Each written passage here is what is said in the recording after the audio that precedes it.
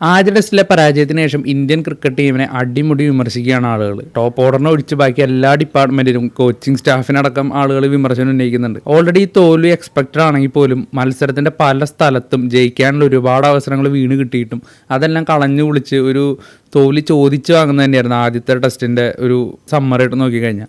എന്നാൽ രണ്ടാം test July 2 ആരംഭിക്കുകയാണ്. അപ്പോൾ രണ്ടാം ടെസ്റ്റിന് മുന്നേ ഇപ്പോൾ വരുന്ന വാർത്ത എന്താണെന്ന് വെച്ച് കഴിഞ്ഞാൽ ഇന്ത്യൻ ടീമിൽ ബുംറ പ്ലേയിങ് ലെവലിൽ ഉണ്ടാവില്ല എന്നുള്ളതാണ്.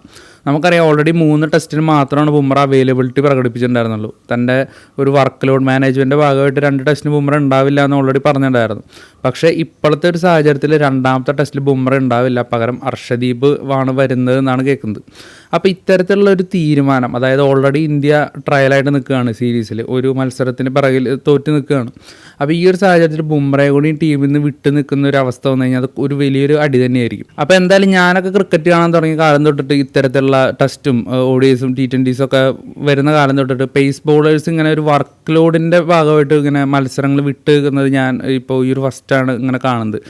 ശരിയാണ്, ബുംറയ്ക്ക് ഹെവി വർക്ക് ലോഡ് തന്നെയാണ് ഇന്ത്യൻ ടീമിലുള്ളത്. ഇപ്പോൾ ടെസ്റ്റ് മത്സരങ്ങൾ നമ്മൾ കഴിഞ്ഞ ഒരു ബോർഡർ ഗവാസ്കർ ട്രോഫി അല്ലെങ്കിൽ 2024 തൊട്ടുള്ള ഇൻ്റർനാഷണൽ ബോളേഴ്സിൻ്റെ അവരെറിഞ്ഞ ഓവറുകളുടെ എണ്ണം, ടെസ്റ്റ് ക്രിക്കറ്റിൽ എറിഞ്ഞ ഓവറുകളുടെ എണ്ണം നോക്കിക്കഴിഞ്ഞാൽ 410 ഓവറാണ് ബുംറ എറിഞ്ഞിരിക്കുന്നത്. രണ്ടാം സ്ഥാനത്തുള്ള മിച്ചൽ സ്റ്റാർക്കാണ് 360.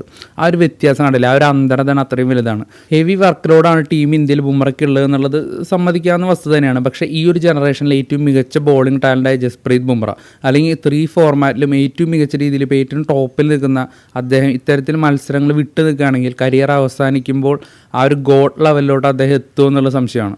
നിലവിലെ സാഹചര്യത്തിൽ കറൻ്റ്ലി നമ്മളെടുത്ത് നോക്കുകയാണെങ്കിൽ 3 ഫോർമാറ്റിൽ ഏറ്റവും ടോപ്പ് ബോളർ മിച്ചൽ സ്റ്റാർക്ക് തന്നെയാണ്, അതിലൊരു ഡൗട്ടും ഇല്ല. പക്ഷേ കരിയർ അവസാനിക്കുമ്പോഴൊക്കെ സ്റ്റാർക്കിനേക്കാളൊക്കെ ബഹുദൂരം മുന്നോട്ട് പോകാനുള്ള കാപ്പാസിറ്റി ബുംറയ്ക്കുണ്ട്.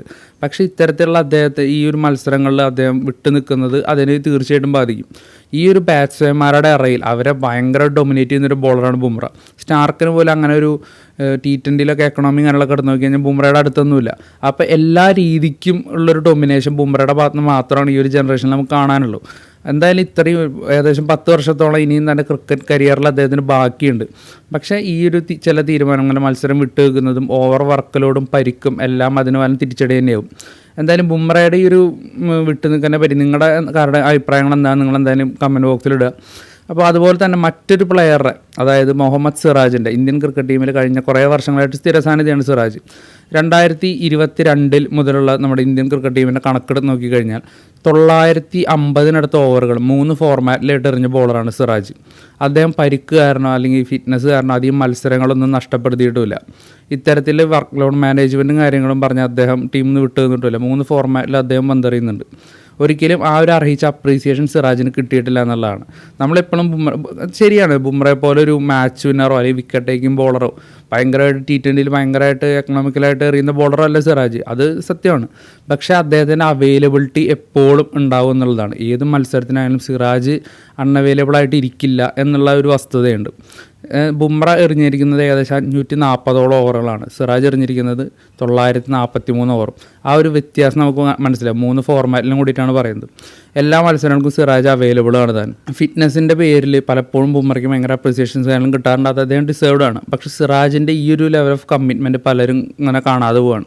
എന്തായാലും അടുത്ത മത്സരത്തിൽ ബുംറ ഉണ്ടാവില്ല എന്നുള്ളത് തീർച്ചയായിട്ടും ഉറപ്പായിട്ടൊന്നുമില്ല, മേ ബി ബുംറ ഉണ്ടാവാം. എന്തായാലും 3 മത്സരങ്ങളിലാണ് അദ്ദേഹം തീർച്ചയായിട്ടും കളിക്കുള്ളൂ. ഇപ്പോൾ ഇന്ത്യ ഒരു ടെസ്റ്റിന് പിന്നിലായ സ്ഥിതിക്ക് ഇനിയിപ്പോൾ അദ്ദേഹം എത്ര മത്സരങ്ങൾ കളിക്കുമെന്ന് നമുക്ക് ഉറപ്പ് പറയാൻ സാധിക്കില്ല. എന്തായാലും ഇത്തരത്തിലുള്ള ചില തീരുമാനങ്ങളും കാര്യങ്ങളും കാരണം ഇപ്പോൾ ഇന്ത്യക്കുള്ളൊരു മാച്ച് വിന്നറാണ് ബുംറ. അപ്പോൾ ആ ഒരു മാച്ചിനെ നല്ല രീതിക്ക് ബാധിക്കാനും ചാൻസ് ഉണ്ട്. എന്തായാലും നിങ്ങളുടെ അഭിപ്രായങ്ങളും കാര്യങ്ങളൊക്കെ ഈ ഒരു തീരുമാനത്തെ പറ്റി നിങ്ങളുടെ അഭിപ്രായങ്ങളും കാര്യങ്ങളൊക്കെ എന്തായാലും കമൻറ്റിലിടുക. നമ്മൾ മറ്റൊരു വീഡിയോ ആയിട്ട് വീണ്ടും വരുന്നതായിരിക്കും. എന്തായാലും താങ്ക് യു.